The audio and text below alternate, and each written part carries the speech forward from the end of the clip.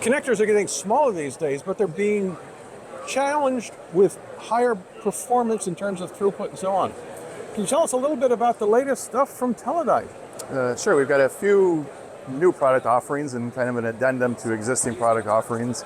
We have now moved into the manufacturing of VITA 67.3 configurations. We have both in the Nano style and the SMPM style, and they fit on our either our StormFlex 047 or StormFlex 086 cable, fully compliant with the VITA 67.3 specification, and the design and manufacturing is done by Teledyne Storm. Great, let's take a closer look at them. So we have our VITA 67 compliant connectors, again, both in the NanoRF and the SMPM configuration.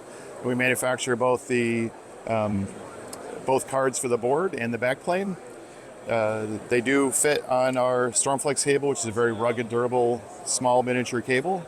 Similar technology, it's a proprietary technology called our Mini Multimate. It's a pair of connector blocks that mate together. They can be attached to connectors that go directly to the PC board. So it's a high density configuration. This is the 4-channel configuration. We have 8, 16, 32. We have any kind of combination that you would like. And then we have this is about 100 thousandths outside diameter cable with push-on connectors. There's multiple connector configurations available for it.